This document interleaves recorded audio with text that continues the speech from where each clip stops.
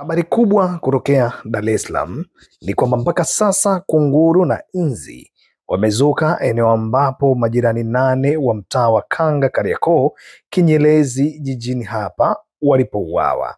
Kabla mvua kunyesha Novemba 4, 2025, harufu ya kifo ilikuwa ndio alama ya eneo hilo.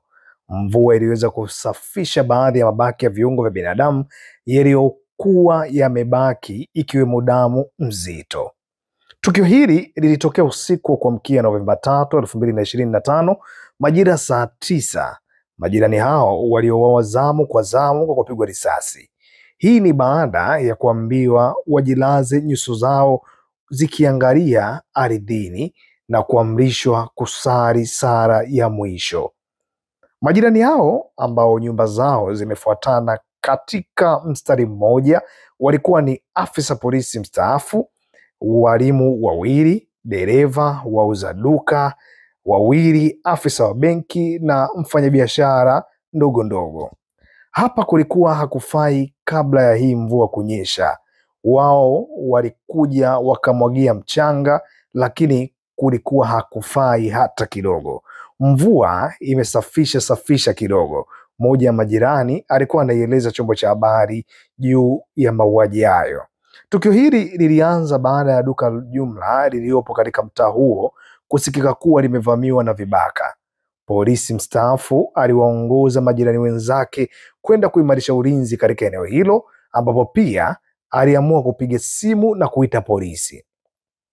Polisi wenye silaha walifika kwenye eneo hilo, waliwaamrisha wote kulala chini. Licha ya kujitetea, hoja zao hazikuweza kufua dafu. Waligawanywa makundi mawili, wakitenganishwa na barabara ambayo imegawanya makazi yao. Upande wa kulia na kushoto, wengine wakawekwa karibu na duka hilo la jumla na wengine wakawekwa upande wa pili pembeni ya nguzo ya umeme. Afisa wa benki ambaye duka la jumla limetazamana na nyumba yake alikuwa wa mwisho kufika katika eneo hilo, ili baada ya kuona polisi wamefika akajitokeza kuungana na majirani zake. Kuna usalama? Aliuliza afisa huyo, ambapo walihakikishiwa na polisi hao kwamba usalama hupo. Hata hivyo, tukio hili lilibadilika na kuwa ndio safari yao ya mwisho. Mmoja wa marehemu alipewa pia jina la utani mtaani kama Ostad, ambaye kazi yake ni udereva, akiwasihi watu hao kuwa tayari mke wake ameshafariki na ana mtoto mdogo wa miezi 6, hivyo wasimuue, kilio ambacho hakikusikika hata kidogo. Katikati ya kilio hicho na baada ya wengine kuanza kuuawa, wawili waliweza kukimbia kutoka katika eneo hilo, ambao ndio walioweza kuhadithia kilichojiri usiku huo.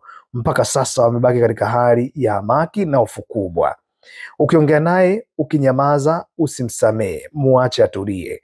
Mmoja ya majirani aliomboleza alikuwa ameiambia chombo cha habari wakati tukijiandaa kumhoji mmoja wa manusura. Hata sisi tunaogopa hata kuzungumzia, hatuelewi kwa nini wametufanyia hivi, tunaogopa. Jirani mwingine alikuwa ameeleza, huku hali ya unyonge na hofu zikiongezeka katika macho yao na matamshi yao, wengi wakiongea katika hali isiyo na uchangamfu, wakiongea kwa sauti ya chini kana kwamba kuna aliye ama anayewasikiliza. Toka siku hiyo ya tukio, eneo hilo limekuwa likizungukwa na kunguru waliofika na kuweka alama kwa sababu ya mabaki ya miili ya watu yaliyoachwa kwa makovu ya risasi, hasa ubongo ambao ulikuwa umemwagika. Mpaka sasa hivi miili 4 bado haifahamiki ilipo, huku miili 4 mingine ikiwa imepatikana baada ya ndugu na jamaa kuzunguka katika sehemu mbalimbali za Dar es Salaam. Alhamisi Novemba 6, 2025, ibada ya mazishi ya mmoja aliyeuawa ambaye ni askari mstaafu Joseph Igumba Mwakabana ilifanyika katika kanisa Katoliki Kinyerezi. Familia, ndugu, jamaa na wakihudhuria kabla ya mwili wa mzee huyo aliyezaliwa Julai 7 mwaka 1961 kusafirishwa kuelekea Mbeya kwa ajili ya maziko. Katika hali ya huzuni, mtoto wake aliyekuwa akisoma wasifu wa baba yake alishindwa kujizuia na kujikuta machozi yakimdondoka na kukatisha hotuba hiyo ya wasifu. Majirani zake wakabana wanamweleza kama mzee wa kutegemewa aliyekuwa mshauri na mashuhuri wa karibu kwa vijana wengi na wenye hulka ya upendo hata kwa watu asiowafahamu. Ijumaa ya Novemba 7, 2025, ibada nyingine ya kuuaga mwili wa Alois Leonard Soka aliyekuwa mfanyakazi wa Benki ya Kibiashara Tanzania ambaye pia ni baba wa watoto wawili ilifanyika tena katika parokia ya Kanisa Katoliki Kinyerezi, na mwili ukasafirishwa kuelekea Moshi, Kilimanjaro, ambapo mazishi yalifanyika mnamo Novemba 8, 2025. Majirani zake wanamweleza Alois Soka kama mtu ambaye hakuwa na uhuru ya kupuuzia matatizo ya watu, na pale alipokuwa na uwezo aliweza kusaidia. Nje ya nyumba yake, gari yake aina ya Volkswagen Butler maarufu kama Kobe limepaki likiwa limefunikwa kwa turubai, huku majirani wakikumbushia namna alivyokuwa akipenda magari ya kizamani na namna alivyokuwa akitengeneza gari hilo taratibu. Majirani wakiweza kama jambo walikuwa wakitumia kumtania Alois. Wengine katika msiba huu ni pamoja na Shabani Ignasi Mustafa Abu Shabani Ustadh na Mcheda. Kwa watu wanne ambao miili yao bado haijapatikana, misiba isiyokuwa na tarehe ya kuisha imeweka katika makazi yao. Ukifika katika mtaa huo utaona kina mama na baadhi ya watu wakiwa wamekaa wakisubiri taarifa zozote juu ya watu wanaozunguka kutafuta miili hiyo iliyobebwa na watu waliofanya mauaji hayo. Kwa upande mwingine, vikao vya misiba vinaendelea kufanyika, familia zikikutana, kila mmoja akijaribu kutumia nguvu kubwa kujisahulisha namna ndugu zao walivyoondoka duniani, na hata katika ibada zikielezwa kuwa ni mmoja wa manusura wa matukio baada ya uchaguzi.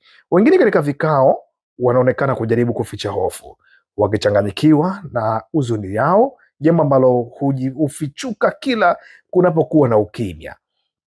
Changamoto nyingine zinazokuta familia hizi ni kwamba majirani wote wamefiwa, hivyo kila mtu inabidi kutafuta msaada kwa ndugu wa mbali na eneo hilo, hasa katika kutafuta gharama mbalimbali ikiwemo usafiri na gharama za vyakula.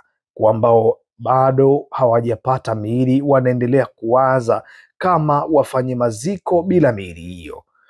Tukio hili linakuwa sehemu ya matukio ya vifo vya Watanzania ambao mpaka sasa idadi rasmi haijulikani, huku kwa wengi picha zao zikisambaa mitandaoni zikionyesha majeraha ya risasi waliokutana nayo kufuatia maandamano katika siku ya uchaguzi Oktoba 29, 2025, yaliyofuatiwa na zuio na tahadhari ya kiusalama iliyotolewa jioni ya siku hiyo na kuendelea mpaka Novemba 3, 2025. Hii ni habari ambayo imeandaliwa na chombo cha habari cha The Chanzo.